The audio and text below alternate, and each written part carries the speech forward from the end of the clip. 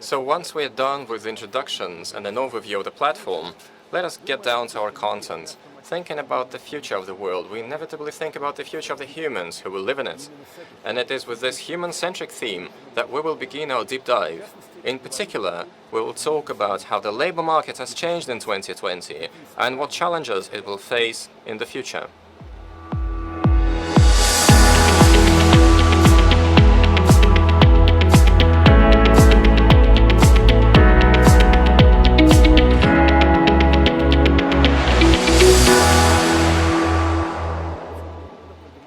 The 2020 crisis has demonstrated how vulnerable and important the global labor market is. At the same time, the crisis also catalyzed global changes in this area. How has the pandemic changed the approach to training? How to ensure decent work for all? What skills are needed to succeed in sustainable development?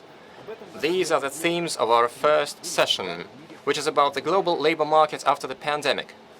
When we talk about the major trends affecting the labor market, the pace of technological change and disruption is often cited as one of the most challenging areas. But our first speaker goes even farther. He will elaborate on the PACE concept that centers on the skills of the future which are relevant in today's work environment. He is the man who invented and now uses the term the Great Reset, Chair for the Future of Work at Singularity University and co-founder of eParachute.com. Please welcome Gary A. Bolles. Greetings from San Francisco, where we've had quite a year. In addition to spiking infection rates and dramatic unemployment, the sky has at times turned orange from wildfires. All that was missing was the biblical plague of frogs. Well, the skies are better now, though the virus is still with us. But with vaccines on the way, I'm hopeful that we can all start to pick up our heads and begin to envision how we can build a better tomorrow. My main message for today is that now that we're coming to understand a little better how the world of work functions in a global economic crisis, now that we see how much of a challenge so many people and organizations have had in the face of exponential change, there can only be one major takeaway. We all must pick up the pace. That's it. We need to move faster. Now, in an era of such dramatic change, that might sound a little out of touch. Aren't things moving fast enough already? Well, if you ask the average person back in January of this year what the headlines were telling them about exponential change, they would have said it was due to the rise of technology, like robots and artificial intelligence software. But what I argued at the time is that while technology-fueled change was indeed having a dramatic impact, the real drivers were the pace and the spread of change. Not only were industries being disrupted with increasing speed, but the nature of those changes were increasingly more dramatic. If you were a mine worker when the mine closed, you could find well-paid work as an artificial intelligence programmer, but the spread between those skill sets is rather wide. So, not just the pace of change, but the spread of change. In response, we knew that we needed to help people to understand and develop their own skills more rapidly. We knew we needed to make our organizations more nimble and inclusive. But for the most part, we weren't moving very quickly to do any of these things. And then along came a virus. Here in the United States, we suddenly had 20 million people unemployed, almost overnight, far more than we had at the peak of the Great Recession. But it wasn't equal opportunity unemployment. Those who were already disadvantaged were even more heavily impacted. Same storm, different boats. So in March of 2020, I wrote an article called The Great Reset, and I suggested they were likely to go through three phases. An initial period where our economies were dropping off a cliff and many were just trying to survive. Then a middle phase that looked a lot like a fever chart, depending upon your location, your industry, and your job. Well, we're going through that right now, a fever chart of economic activity with spiking infection rates and deep pockets of unemployment in some places, with some industries on life support, but others that are thriving. So what does this mean for work markets? Well, think of it this way. Work is really just three things. It's a problem to be solved, whether it's a dirty floor or a complex market entry strategy. It's a set of tasks we perform to solve the problem, and we use our human skills to perform those tasks. That's it, really. Human skills, performing tasks to solve problems. Now, it's quite true that technology has been having a big impact on work. Because robots and software are usually cheaper than messy, expensive humans, We increasingly use technology to perform as many tasks as possible. But robots and software don't take jobs. Robots and software simply automate tasks. It's a human's decision if a job goes away. Well, the main reason this happens is that we don't invest enough in helping humans to continually develop new skills to solve tomorrow's problems.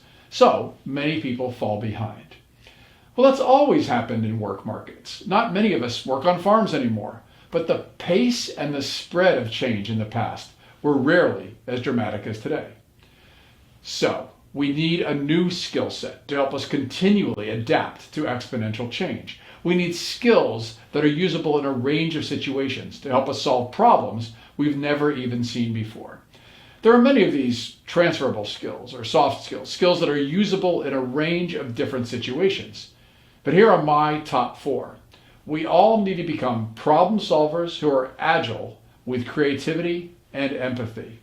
Problem solvers because, as I said, that's what work is. Agile, so we can rapidly and continuously understand and solve those problems. Creative, because that's what will keep us ahead of those robots and software. And with empathy, another uniquely human skill that ensures we will continuously solve problems, not just for our customers, but for our fellow human beings and for the planet. Now, it just so happens in English, those spell pace. That's why we need to pick up the pace, so we can all become agile, creative, and empathetic problem solvers, not just as individuals, but as organizations, as industries, and as economies. But if we're going to move faster, what do we need to move faster toward? We need to commit to ensuring ongoing access to meaningful, well-paid work for every working adult, young, old, and in between. And we need to do that so they can help their organizations solve problems for their customers and other stakeholders. How do we accomplish that? Well, we could help people to learn how to learn. We could give them the tools they need to understand and develop their own best-loved skills. That would include giving everyone the tools to follow their North Star, solving the kinds of problems they're optimized to solve. And it would include making a huge investment in education and training by corporations and by government. Yes, we need AI programmers, but we also need home healthcare workers, solar energy installers, and well-paid teachers. Or we could create more opportunity, access, and inclusion. That would mean changing the way that organizations hire and promote their workers, and ensuring they're dedicated to bringing in people with diverse backgrounds and skill sets to solve the problems of today. And that would mean investing in entrepreneurship to solve problems for the customers of tomorrow. Or we could ensure there's a lot of flexible work, which we tend to call the gig economy, but also we could ensure that includes reliable work that provides good pay and benefits, such as healthcare. Or we could stop investing so much in robots and software that automate human tasks and instead invest in human skills, using technology that helps us to understand our skills, to enhance our skills, to help us to rapidly develop new skills, and to more effectively collaborate with the skills of others. Or we could change the way that our economies work to encourage all of these things to happen. That would mean deep investment in everything from childhood education and affordable childcare to inexpensive lifelong education and training, and laws that encourage companies to invest in their workers instead of laying them off in the next reset. In fact, we could encourage businesses to commit to impact, meeting the needs not just of shareholders, but of their workers, their partners, the communities in which they work, and the planet. Or we could do all of these things. So here is the mindset I want to encourage you to adopt. Think of the Great Reset of 2020 as a new start date, leading us into a third phase, one in which we can build better than we had before. From now on, you don't need to manufacture some false urgency to get people in your organization or your community to commit to making this systemic change. Just remind them what it felt like in the March of 2020, when half the world shifted into survival mode. Today, the Great Reset is from a virus. Tomorrow, it could come from quantum computing, suddenly making every password on the planet obsolete. Or it could be general artificial intelligence automating a huge amount of human work. Or it could be another virus. There are very actionable steps that those who lead organizations can do today. And by that I mean not just a CEO or president, I mean every single person who can be a catalyst and a change maker in any organization. You can help others learn how to learn. You can hire someone from a non-traditional background. You can help people to more easily move around inside your organization to solve new problems. If you're running a startup, you could start solving real problems in the real world for real people. And while we're at it, let's also completely reset our education systems and our social safety nets, teaching everyone to be adaptive, creative, empathetic problem solvers so that no human gets left behind. Going forward, we all need to be tremendously hopeful. In a blindingly short period of time, we have created vaccines to help solve one of the greatest human challenges in modern times. Together, we can accomplish anything we set our minds to. We have our start date. We know the work to be done. Let's pick up the pace. Thank you for the interesting and very informative speech. João Costa is the Deputy Minister of Education of Portugal, Professor of Linguistics at the Faculty of Social and Human Sciences at the Nova University in Lisbon, and author of several books, as well as more than 100 articles and chapters in books on linguistics and language development. He's going to tell us how education systems in Portugal are changing to meet these growing demands of the labor market. Having responsibilities in the Portuguese government as State Secretary in the area of education, it's very clear that this, all the issues of sustainable development have to do with my area of work, my area of influence. And why is that? Because I'd like to retrieve Mandela's statement when he says that education is the most powerful weapon to change the world.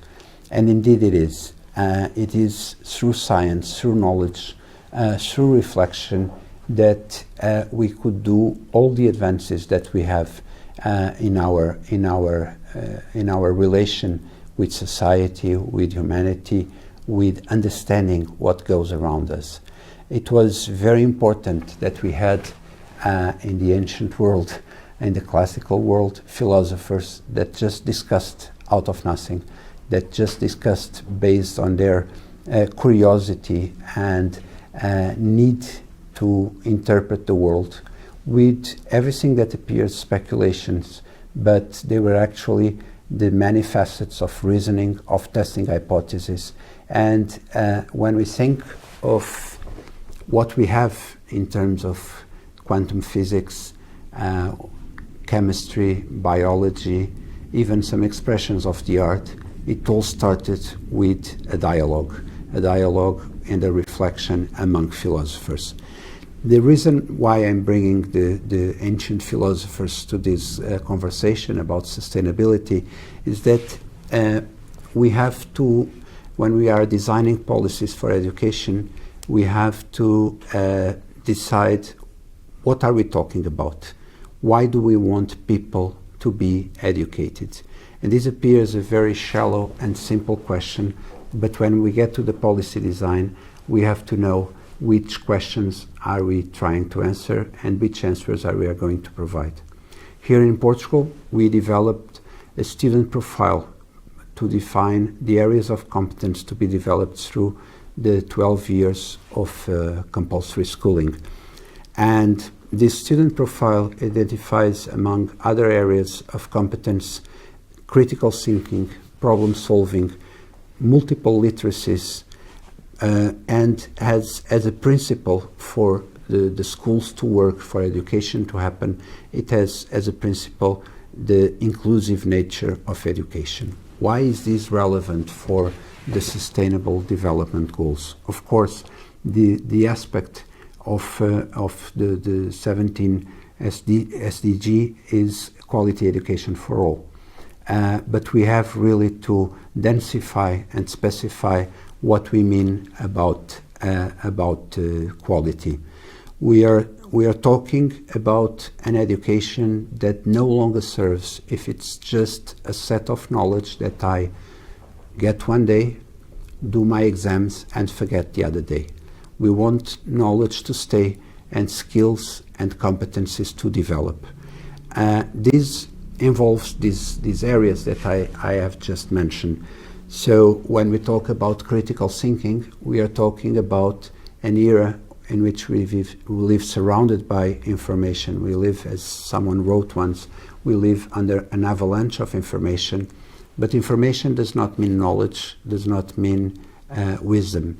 So we have to teach the students to read properly, read deeply, to have deep learning instead of this very shallow learning of memorizing some things, but really go deep in the subjects. And this has consequences, because if we want to go deeper, sometimes we cannot touch on every potential subject in each of the courses.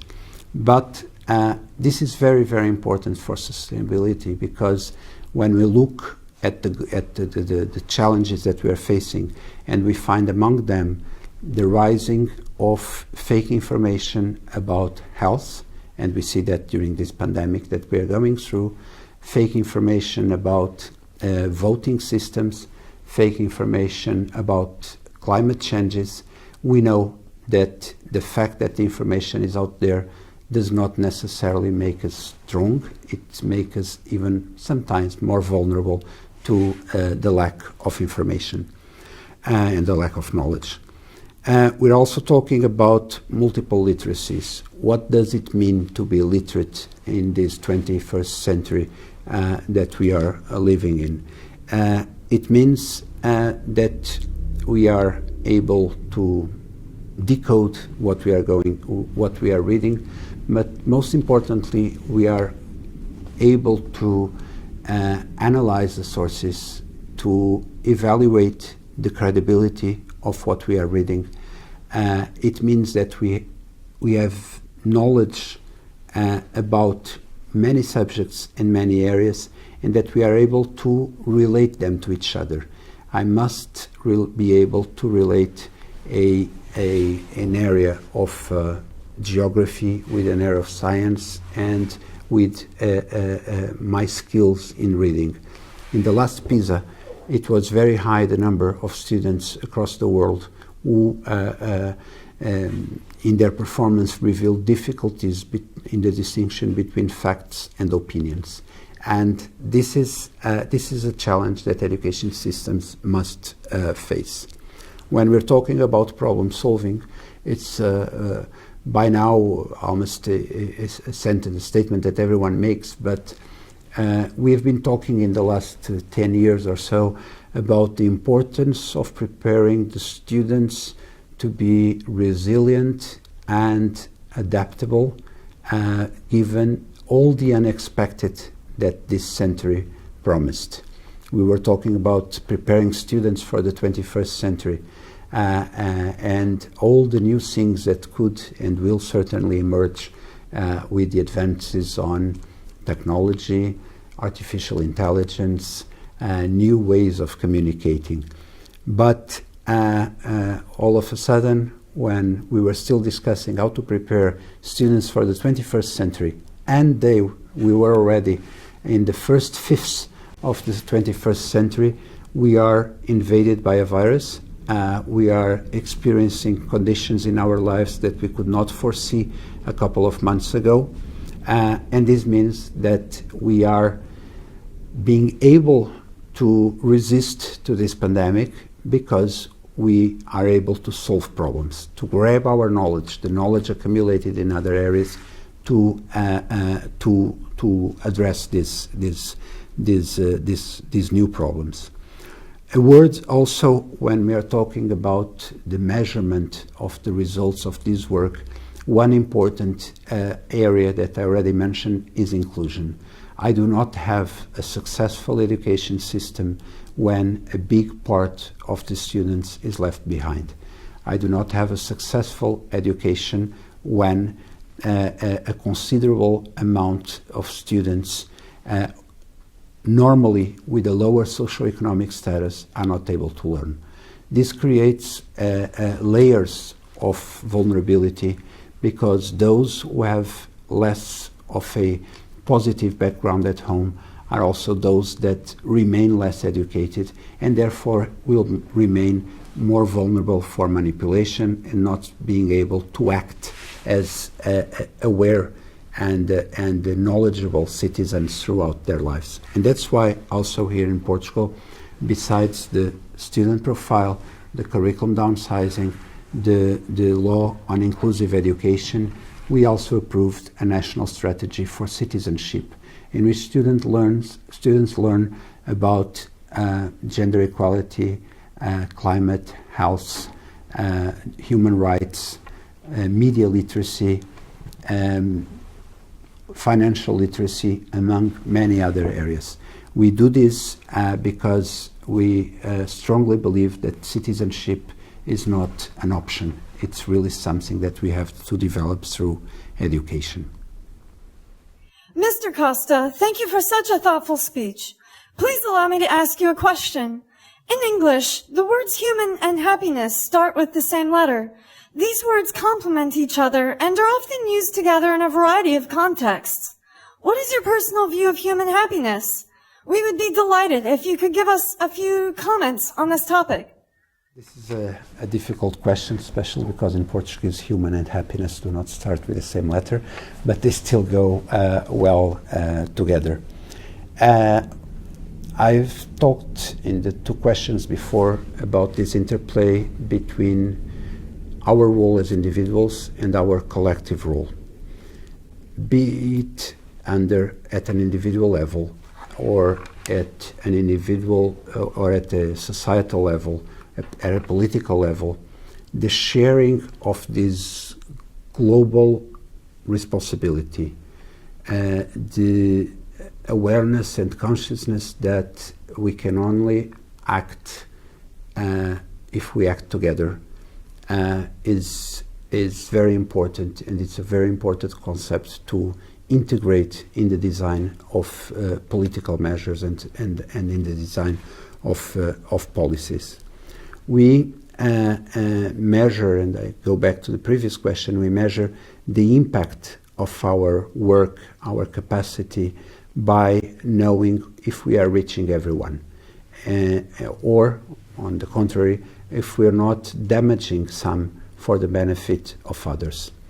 And this way, I would say that the word that really binds these two words, human and happiness, is freedom.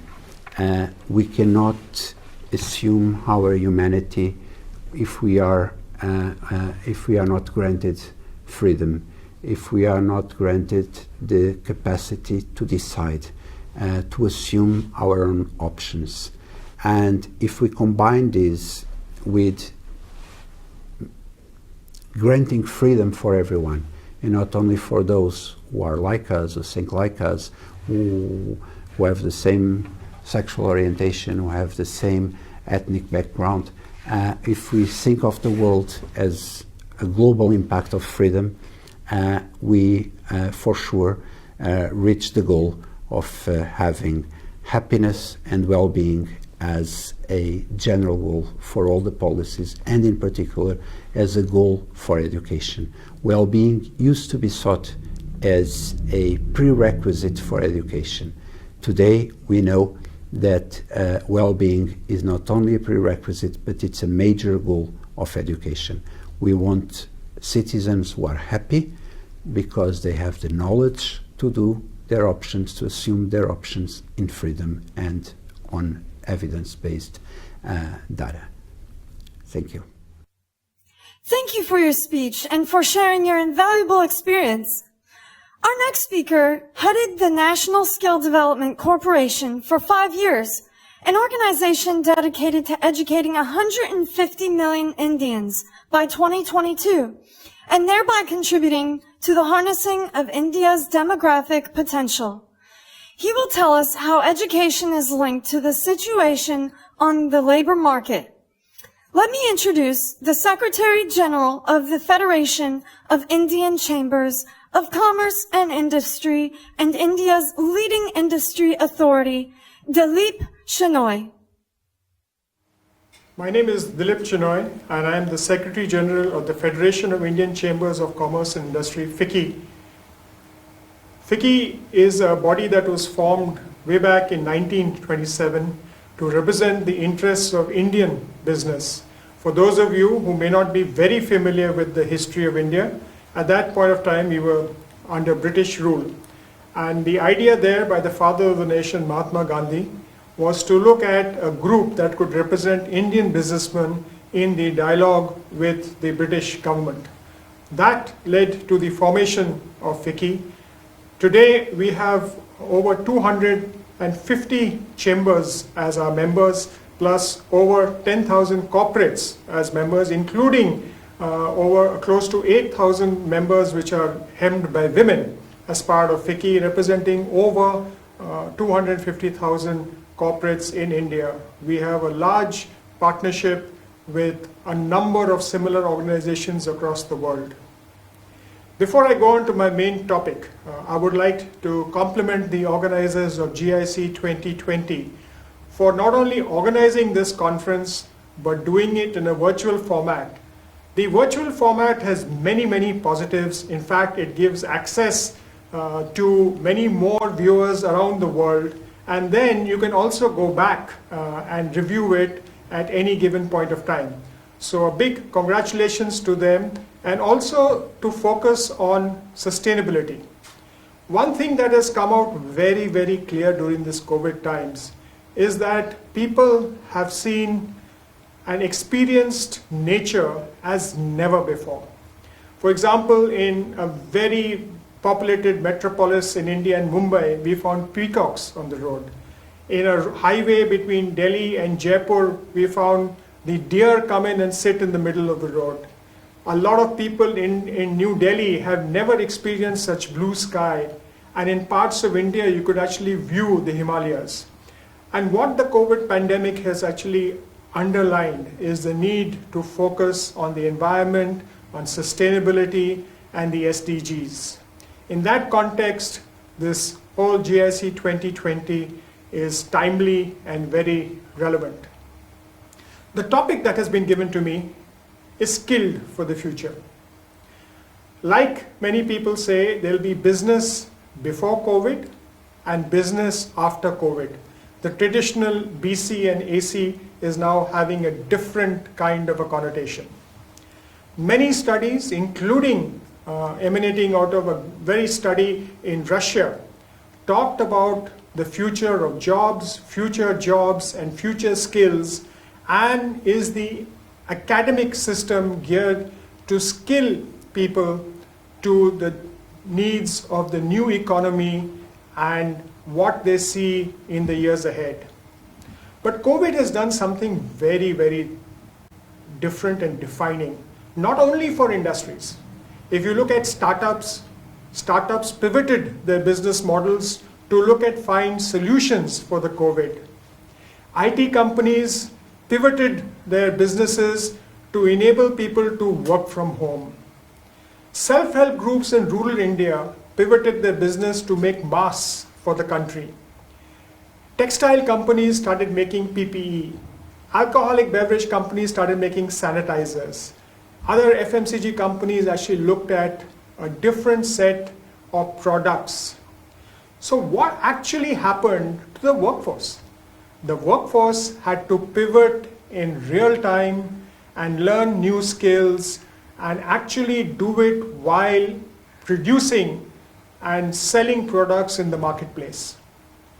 If you look at traditionally, before COVID, everybody talked about communication, critical thinking, creativity, among others, as the key part of the 4 C's that are required in skilling.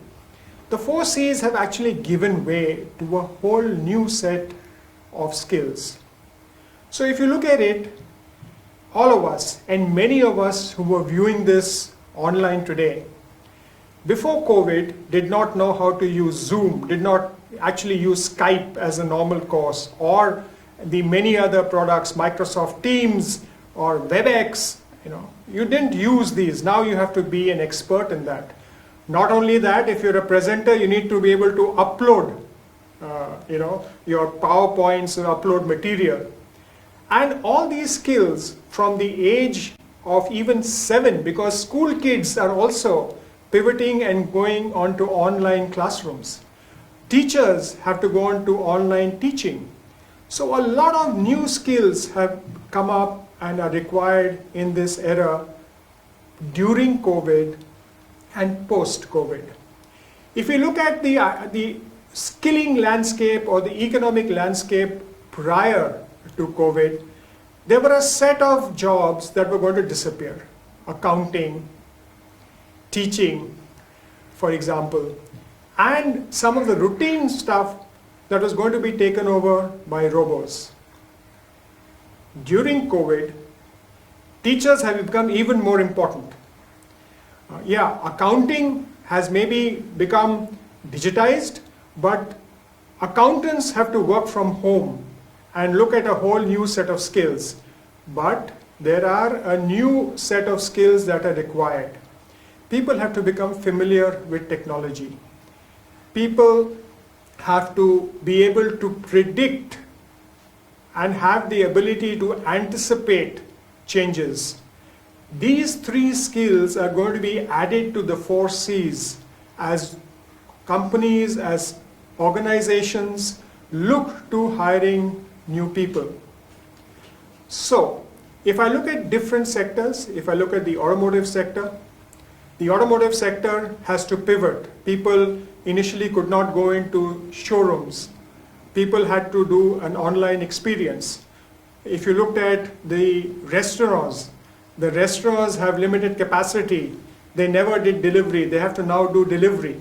So you have a production, you have a delivery, and then you have the whole customer engagement piece.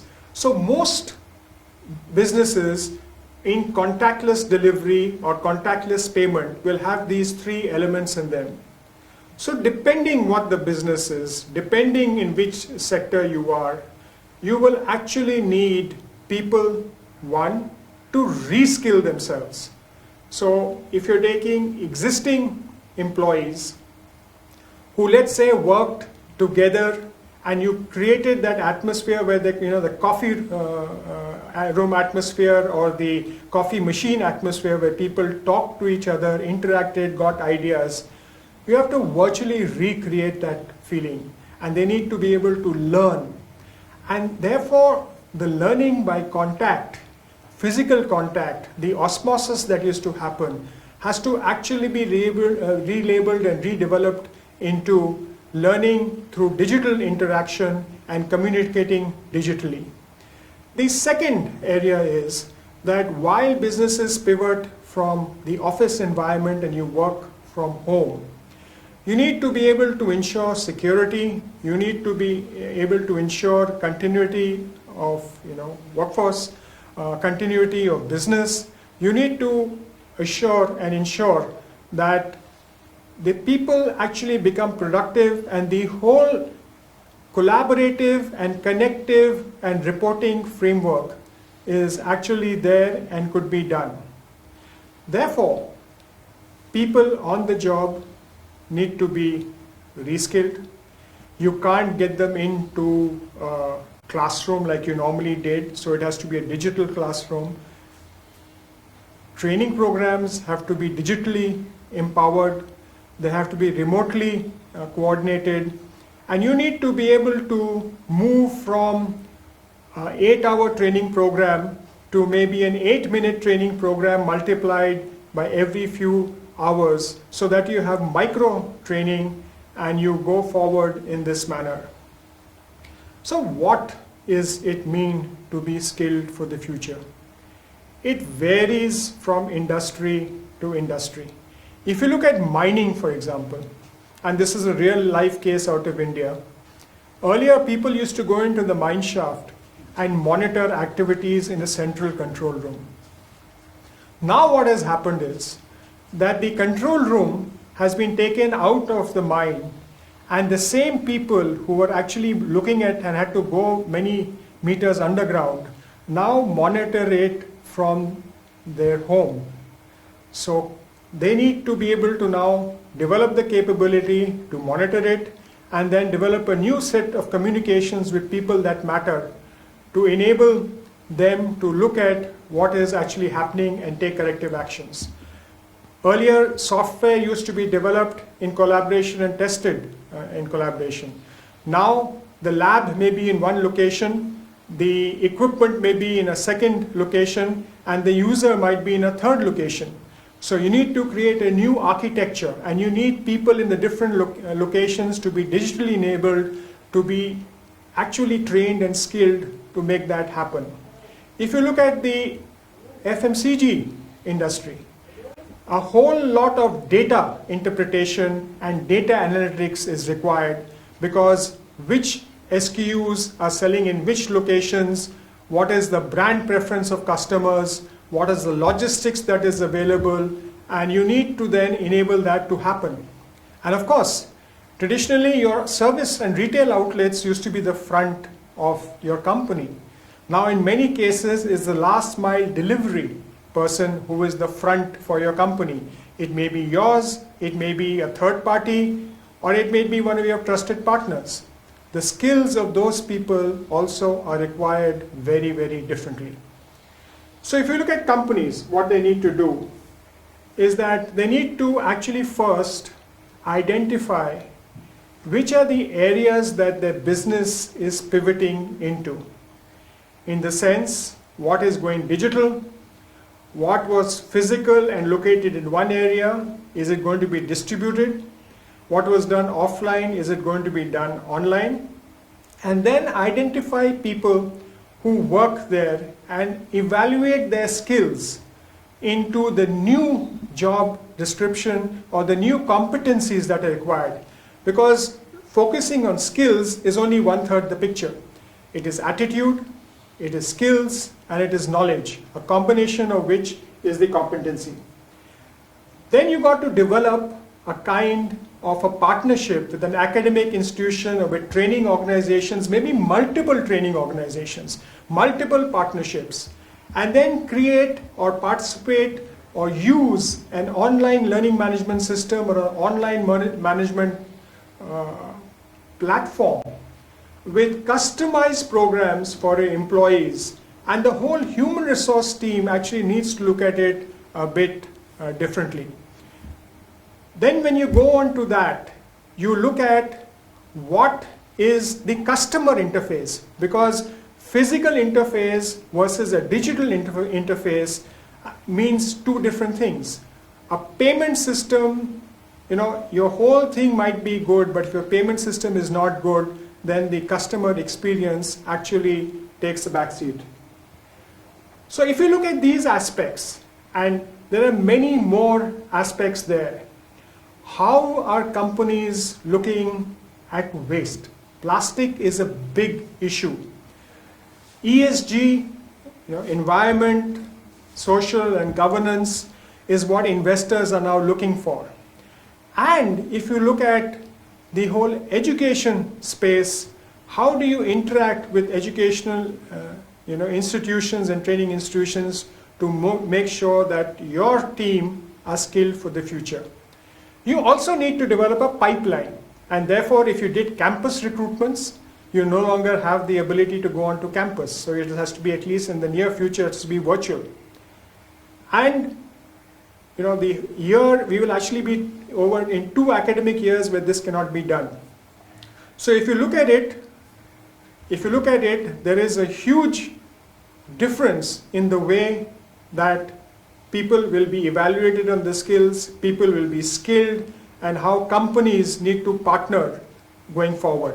I think the national governments have to create an enabling framework to enable this new system of skilling to be employer-led, to be co-certified by the employer, so that the young people, and one thing that happened in the COVID, whether it be with migrant workers or with people being in different areas across the world, across the country, is the high increased rates of unemployment. Now with the lockdown opening up and the unlock happening, employment rates are decreasing.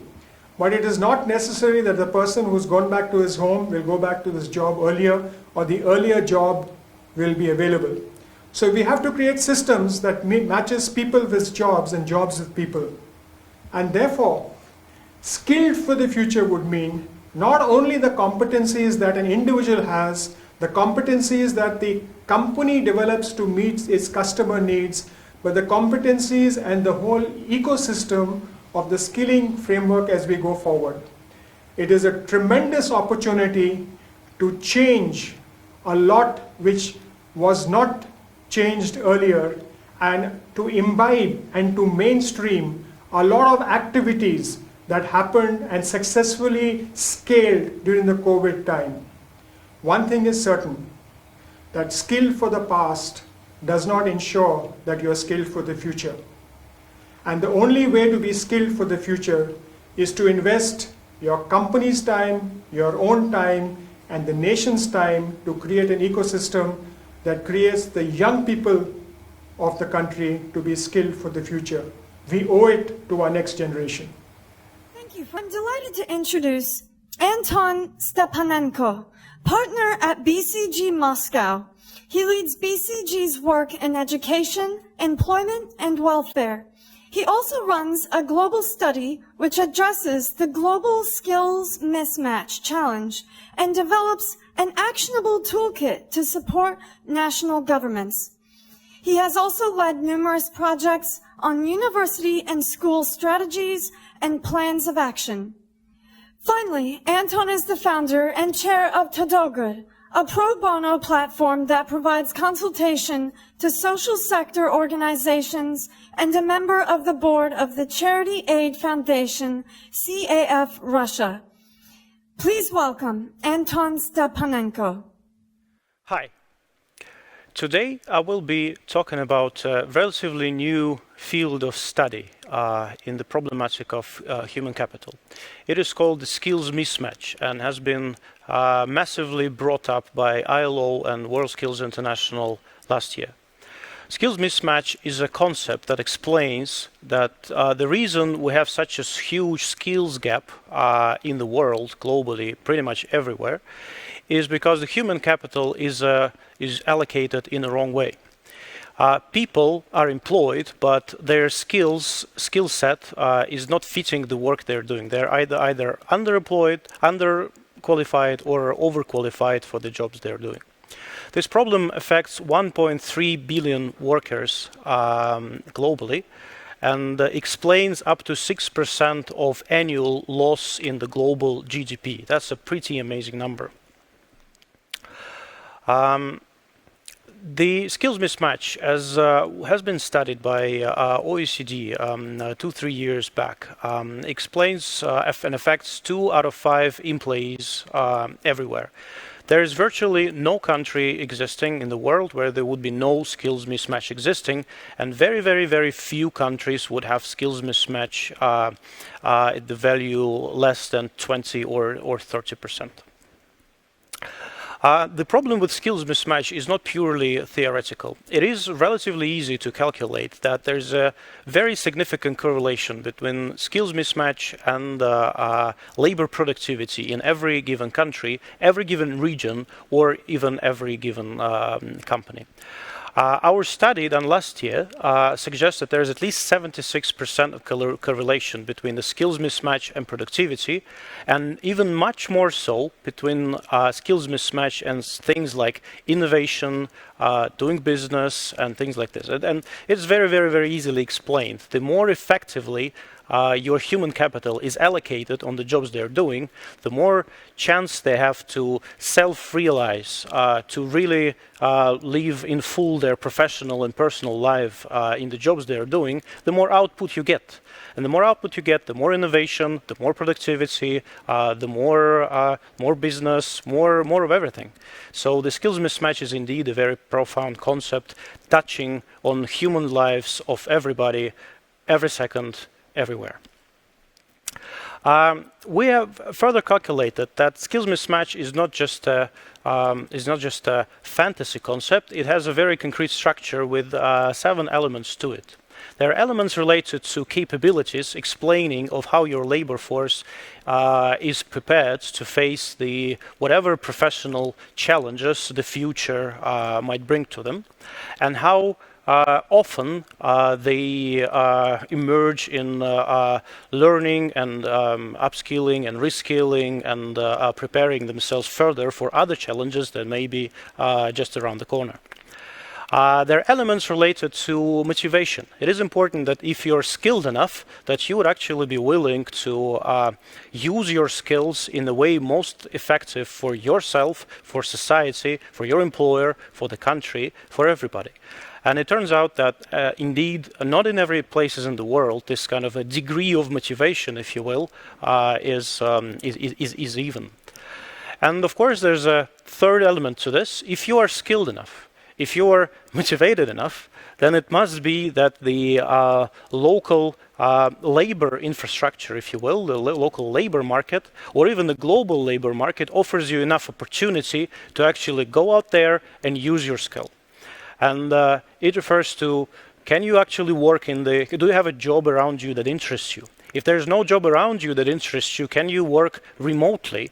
Can you work in the new kind of, a digital way that are so kind of, profoundly entrenching in our everyday lives every day more and more now? Are your values met by your employer? Is the environment around you inclusive of everything that you hold dear and important? So these elements, they actually explain to the very big effect, this huge correlation between skills mismatch, productivity, and innovation and everything that we found. What this means is actually a very good news for companies, for countries, for regions, because it means that they can inform their skilling strategies to extract the best, the most value out of the labor and the human capital that they're using. But it means even better news for people, for employers, for the human capital, because they can now also be informed of how it is important to live their lives professionally or personally, so that they get the most out of them in terms of their careers and occupations and jobs that they're involved in. Now, this is all good, but we have now COVID. And the COVID, of course, affects the labor markets in the most profound ways, as it affects our everyday lives, working or non-working, in everything we do. And there's a profound observation about COVID, I think, relating to pretty much everything that it does to economy, to society, to labor markets, not an exception to this. It just accelerates things. Everything that we thought would come true in 3, 5, 10 years from now, maybe even 20 years from now, is rapidly becoming our everyday's reality. So, as said, labor market and the skills mismatch is not an exception. So, in a very interesting way, it means that COVID is both a risk and an opportunity for people, for companies, and for countries to close the gap to address the skills mismatch problem, as it poses the risks of more and more people getting unemployed or having to change their jobs or having to accept a much lesser income than they're used to. And we see this actually stopping now a little bit, and we see the strong signs of rebound on a lot of markets, and not every, but a lot of industries as well. But the opportunity is that so many more people have a chance to think about what they need to do, have a real context in their lives now where they can go out and change their careers, when they can go out and change the way they work, when they can go out and think that they will no longer be, working all their lives in a factory close to their home, but instead they can do, 5 projects simultaneously for different employers, not in the vicinity of where they live, but pretty much everywhere. This, of course, is a great momentum for the education market, and particular education for adults, what we call reskilling and upskilling. And we see many more countries starting national mass reskilling and redeployment programs pretty much everywhere in the world. You can see this with government leaders posing targets like we will reskill 1 million workers or 200,000 workers. This has never been seen before on the labor market. But of course, this is not enough. The skills mismatch theory teaches us that just providing people with more skills is just not doing the job. It's just not cutting it sufficiently. Capabilities is one thing, that you also have to work on motivation, and you also have to work on different opportunities available on your local labor market. Even this labor market is just one company where you can just fit in different roles. And this is indeed the time for the governments and for companies to work together and work individually as well to advance on all three parameters. We see companies adapting fast, and of course, as is in other things in life, they adapt faster than the governments adapt.